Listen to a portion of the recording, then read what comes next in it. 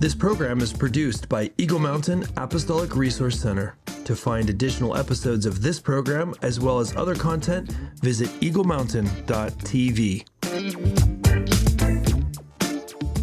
Instead of celebrating, you shrink and you think, am I missing it? Did I take a wrong turn somewhere? That feeling, that's what we call FOMO, our fear of missing out. And it's way more than a harmless buzzword. It's actually a spiritual distraction.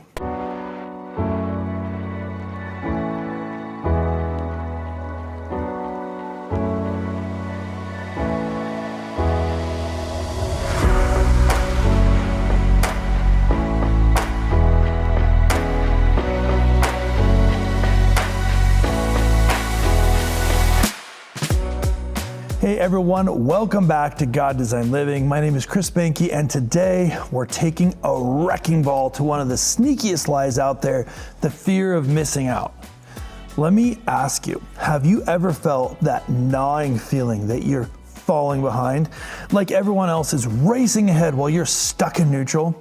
You hear about someone's promotion, their perfect vacation, their shiny new thing, and instead of celebrating, you shrink and you think, am I missing it? Did I take a wrong turn somewhere?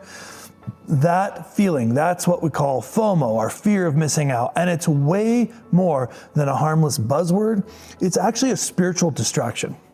FOMO is fear pretending to be ambition. It's anxiety disguised as drive, and it pulls your eyes off God's timing and plants seeds of doubt, jealousy, and even despair. But here's the truth. God's plan for you is not fragile. It can't be derailed by what someone else is doing. His pace is perfect. His plan is complete. And your timeline, it's not broken. It's custom. Today, we're talking about the root of FOMO, finding peace in God's timing. We're going to look at some practical ways to crush this lie and walk in confidence. So let's get into it. Number one, understanding the root of fear of missing out, or FOMO. Let's call it what it is. FOMO is rooted in two toxic things. Number one, comparison. You're measuring what you value using someone else's highlight reel, for example. And also distrust. You're doubting that God's plan for you is enough. When you're scrolling through Instagram or hearing about someone else's breakthrough and you feel that tightness in your chest, that's not jealousy, it's fear. It's the fear that maybe God forgot about you, or that maybe his plan isn't working, or that somehow you're missing the better thing. Let's look at Matthew 6:33. But seek first his kingdom and his righteousness, and all these things will be given to you as well. FOMO is what happens when we stop seeking first things first. We start chasing everything except what matters most. And here's a question I want you to wrestle with. Who told you that you're behind? Because God didn't. God's never late. God's never scrambling. He's never stressed about your timeline. So why are you? Here's a really hard truth. God's plan doesn't run out of spots. His goodness toward someone else doesn't subtract from you. The kingdom doesn't operate on scarcity. All right, here's number two, finding peace in God's timing and plan. This part right here is where we break the cycle. You won't overcome FOMO by getting more. You overcome it by trusting deeper. Let's read what Paul says in Philippians 4:11 through 13. I'm not saying this because I'm in need, for I have learned to be content, whatever the circumstances. I know what is to be in need, and I know what it is to have plenty. I have learned the secret of being content in and in every situation, whether well-fed or hungry, whether living in plenty or in want. I can do all this through him who gives me strength. Paul doesn't say contentment came naturally. He learned it. That means it's a skill. It's a muscle, something you can grow. FOMO whispers, you're missing out. But the Spirit reminds you, you're right on time. Here's 3 reminders for your heart to remember. Number 1, God's timing is flawless. Psalm 37:4, take delight in the Lord, and he will give you the desires of your heart. Delight in him, trust him, and let your desires be shaped by him. Number 2, your story is custom. Stop syncing your timeline with someone else's clock. Your journey is sacred and unique. You're not behind, you're just different than them. And number 3, God always finishes what he starts. Philippians 1:6, being confident of this, that he who began a good work in you will carry it out to completion until the day of Christ Jesus. If God started it, he'll finish it. You don't need to rush what he's still writing.